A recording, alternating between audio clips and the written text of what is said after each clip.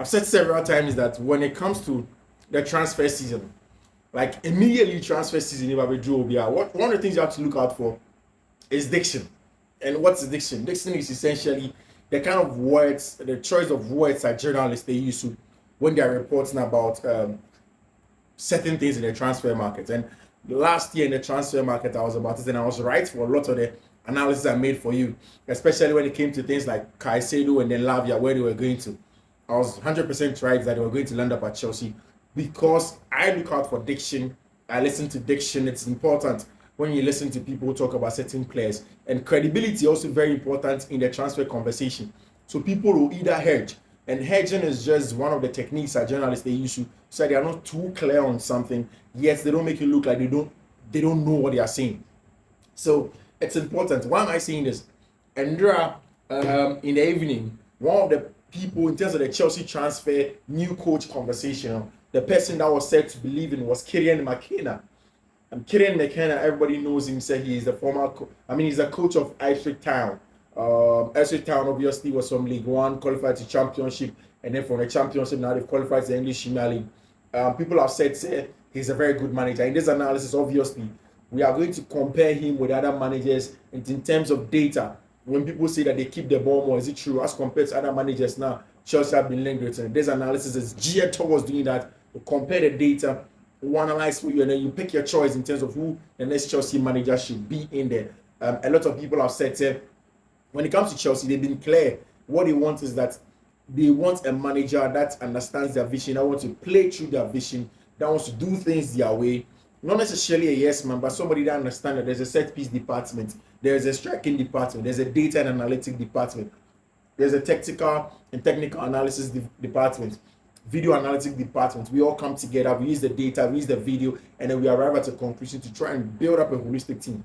The best teams in the world today don't just have the best managers, they have the best teams, they have the best technical teams, they have the best video analytic teams, they have the best data tactical data teams and statistical data teams, which is very important.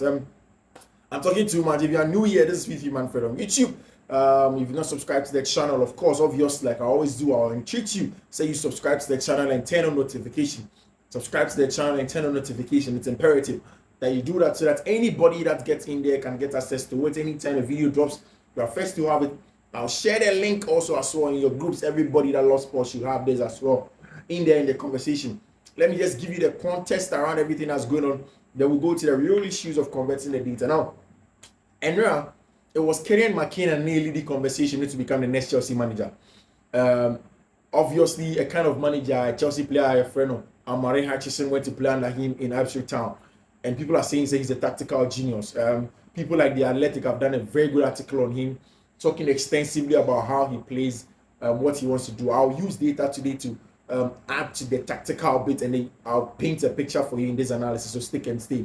There are also two managers that their names haven't come up at the top, but my personal analysis makes me believe say these two managers don't cancel them off on the list or don't look away from them. For me, I think that they are still in there. So there's Kieran McKenna, there is Enzo Maresca, there is already Sebastian Hoeneß in there. These are the three coaches. I don't think that somebody like Brentford manager Thomas Frank is a serious choice. I don't think that Fulham's manager is a serious choice as well. I think that these managers are all, if it's like in the choices, they're like fourth, fifth, sixth class choices. The top three that I'm looking at who have their names in the media are these three that I've mentioned. And then the two outliers, I think that's actually the main guys, but Omudin Shedan my out be brave. It is because if you look at the things that are going on, one, Ruben Amorim, don't look away from Ruben Amorim. Ruben Amorim met Chelsea before when that Liverpool conversation was on. One of the reasons why Ruben Amorim could not become the Liverpool manager is that he had courted Chelsea, he had met with Chelsea. Even before that rumor that he met with West Ham United, he did a very good conversation with Chelsea Football Club. And it is very true. Also, so apart from him, also there is Roberto De Zerbi, an important player, an important coach for Brighton and Hove Albion. He just left his job. Roberto De Zerbi, inside the main catcher, said there were a lot of issues between himself and Tony Bloom and the other people at Brighton and Hove Albion. But he wanted to leave. It has been confirmed, said already, the AC Milan job is going to go to Paulo Fonseca. Bayern's job is going to go to Vincent Company. So obviously, it looks as if Roberto De Zerbi is not getting any of those two jobs. It is clear that somebody has paid the compensation fee for Brighton to let Roberto De Zerbi go. Brighton have been told to keep that in secrecy, so nobody is having Roberto De Zerbi. Nobody knows what's going to go on. For Ruben Amorim, the catch is that Sporting CP have a cap game on Sunday, and they are preparing for it earnestly. Oma Kache media force, they don't want any issues around their team. So it is clear, as you are hearing, say Chelsea are discussing, some extra people are behind, and for them, they aren't assistants now. It is not clear as to where they are going to go, who those managers are going to be. So keep a tab on them. Keep a tab on Ruben Amorim and Roberto De Zerbi. I told you, every day I tell you, when it comes to the transfer, this is your best. Trust me. When somebody has to analyze this situation, look into in between the lines and dots the I's and then cross the T's, that is here on Fiifi-Manfred on YouTube. It is why you need to subscribe. Every other team has to subscribe here because you give it the best. Also, Manchester United have also met the entourage of Kieran McKenna. Manchester United obviously also have a big game on Sunday or Saturday against the FA Cup final against Manchester City. They want to win that. They want to stay away from all the noise going on in terms of the managerial conundrum. So they are away. They are protecting Eric Ten Hag. They want to do the meetings in behind. Mind you, Kieran McKenna was part of Jose Mourinho's backroom staff. He was part of Ole Gunnar Solskjaer's backroom staff. And then he got a big break when he went to Ipswich Town. Did the very good promotion from Ipswich. And then this time coming to the English Premier League. So important manager. These two clubs have met in Chelsea's entourage. Chelsea have met his entourage.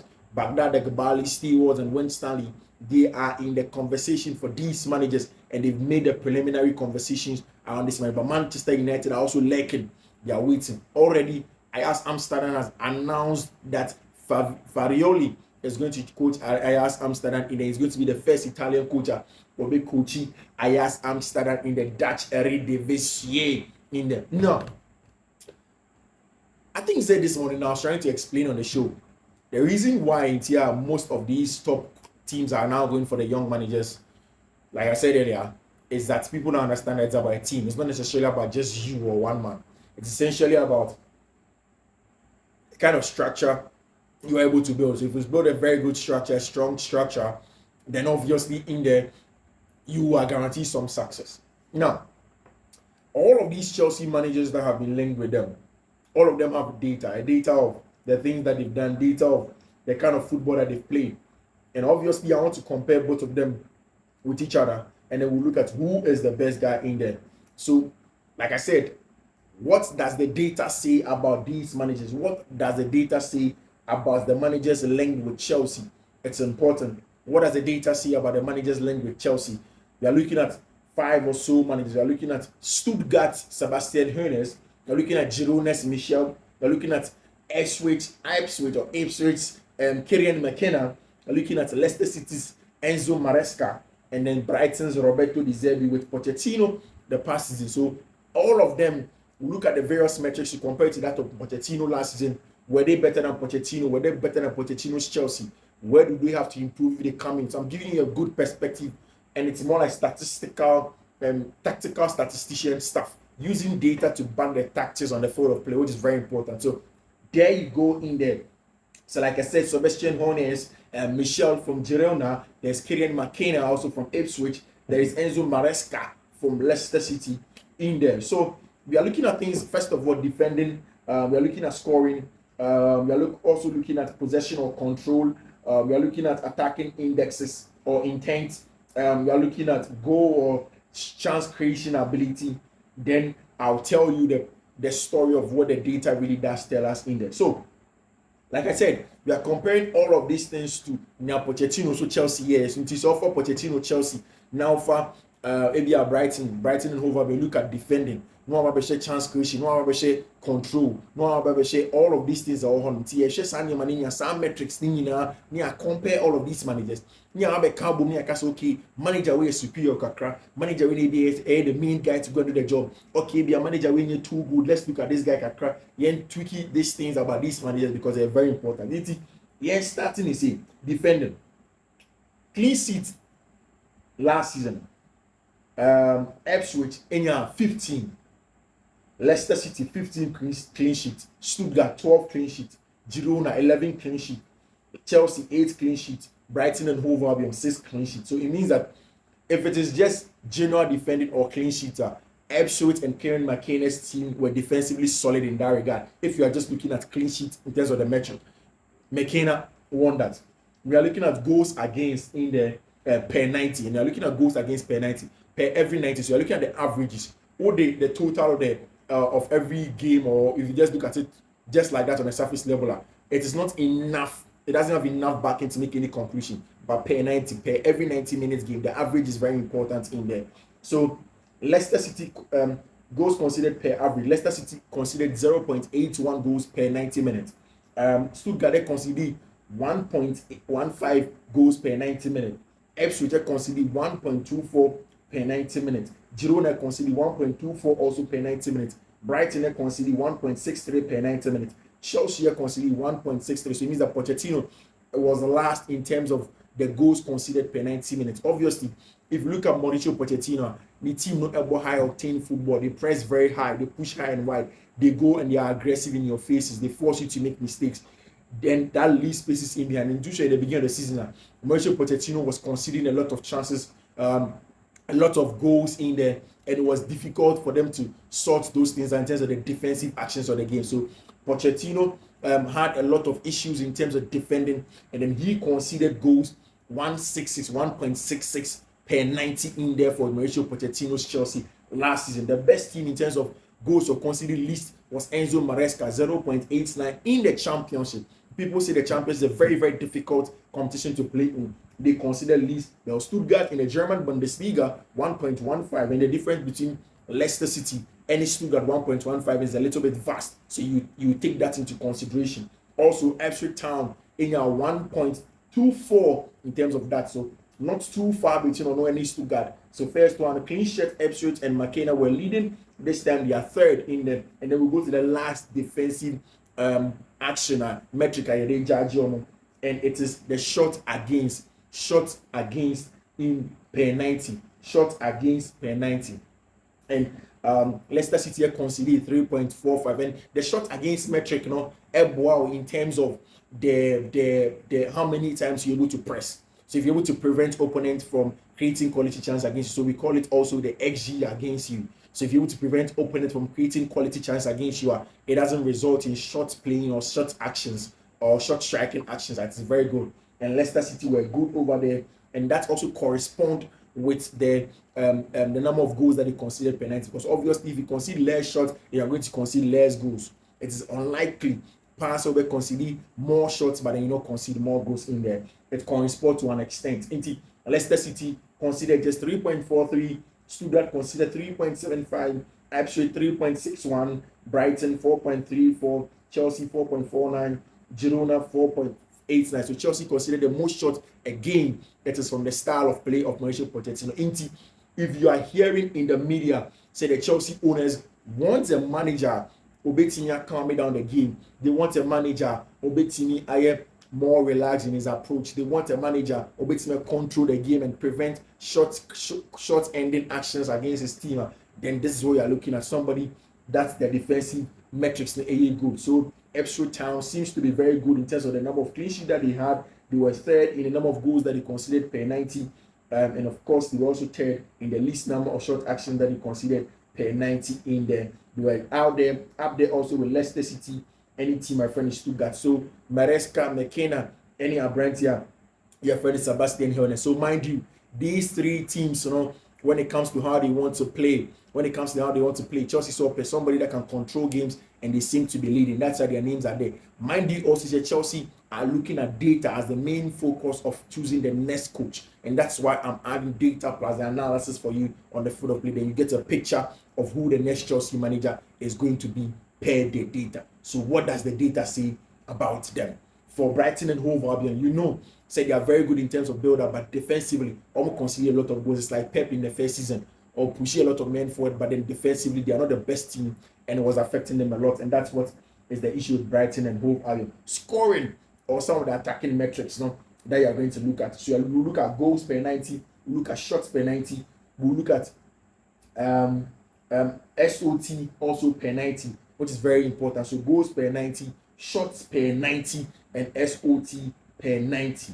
SOT per 90, which is very, very important. So shots per 90 and then SOT also per 90, and then the goals per 90 in there in football metric. In terms of the score, we are going to look at that for all of the teams. For Enzo Maresca's Ipswich, you are going to look at it for Leicester City, and then we are going to look at it also for Chelsea Football Club. You need to compare that of Mauricio Pochettino in there when it comes to SOT per 90 in there for Adriana Chelsea, Leicester City, so the shot on target per 90 for them. So the goals scored per 90. Stuttgart shared the most goals. They averaged 2.29 goals per 90.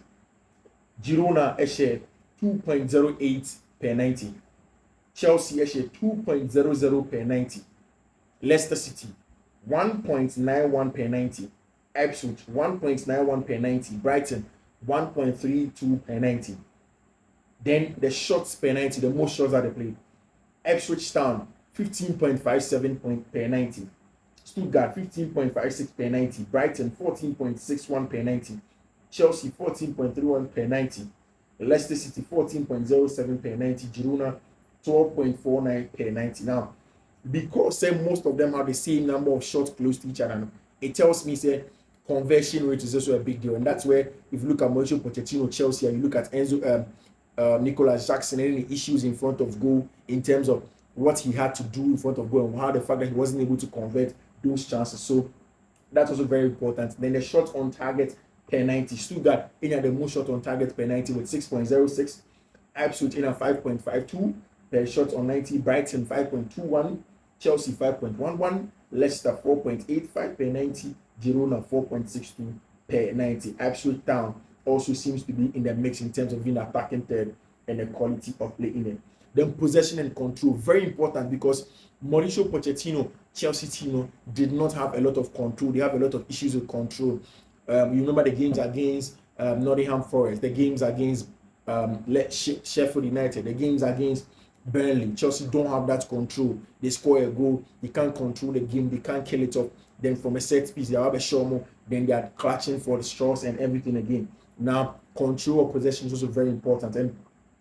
And passes attempted per 90, because usually when you have the ball, you are deemed to be in control of the game because you have the ball. You can dictate the pace of the game. Sometimes can be controlling games without the ball, but most of the times control is about having the ball, which is very important. Leicester City had 666.2 per 90 in terms of the passes attempted. They attempted more short passes. They pass amongst each other. They keep the ball to themselves. They don't go for long balls. They don't just quickly go into the channels. They keep the ball and play like that. Leicester City, Stuttgart had 660.5 in terms of control. Brighton and Hove Albion had 658.2 in terms of control. Chelsea had 614.8 in terms of control. And then Girona had 574.2 in terms of control. Ipswich had 525.3 in terms of control. It means that Ipswich did not play a lot of the passes. Maybe they also as direct at Mauricio Pochettino's side, who added to their tactics and they will analyze the story better for you. Pass completion, Brighton have a better pass completion because of course from their build-up they are very good in terms of control, in terms of build-up.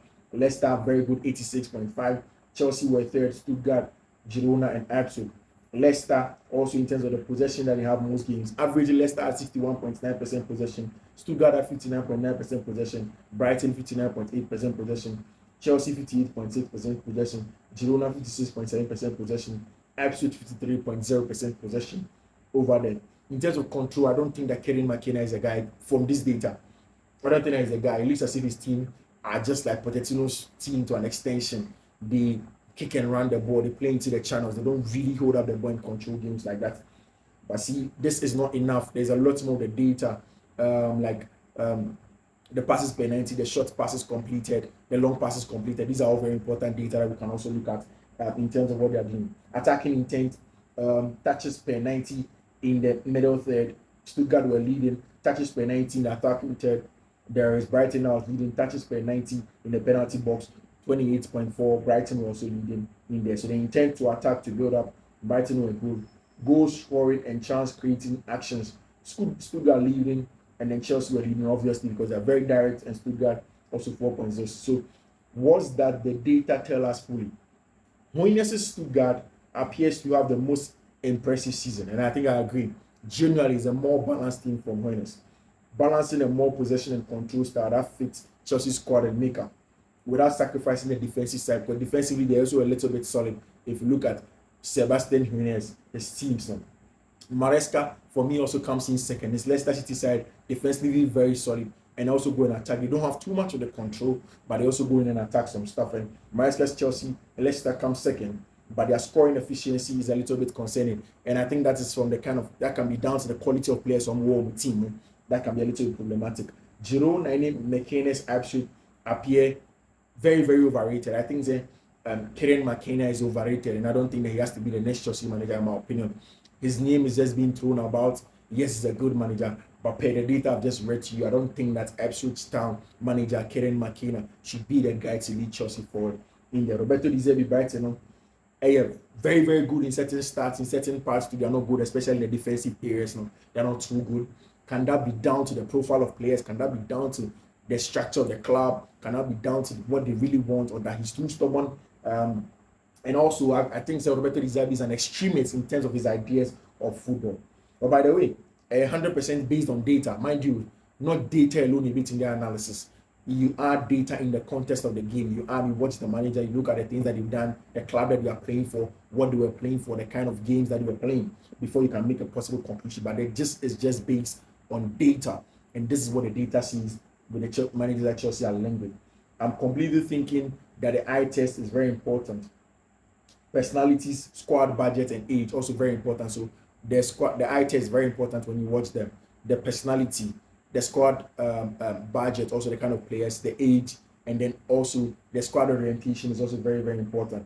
So I think that is just the data tells a fraction of the story that you want to really tell. Outside Chelsea, Brighton, I haven't watched too many games of teams from Ipswich. That's why I can't really call and say that McKenna is not too good, but from the data, I'm not too convinced. To be very honest, I'm not too convinced about McKenna.